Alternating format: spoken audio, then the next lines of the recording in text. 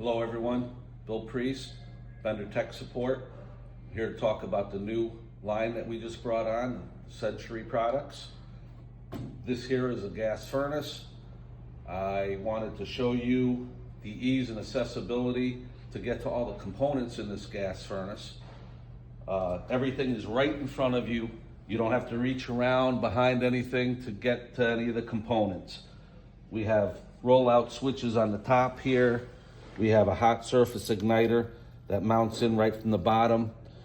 We have your inducer blower motor, pressure switches, your PC board and your transformer are down here.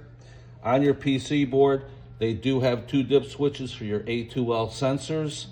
If you have them or you don't, just flip a dip switch. Also, a fan time delay for your gas furnace to delay it on and delay it off. If there's anything that you need to know about this, you can feel free to call me on any of the new products coming out. Once you get them out in the field, go ahead, give me a call. I'll come out for a startup with you if you have any questions on this or any of the products that we do sell. Thanks and have a good day.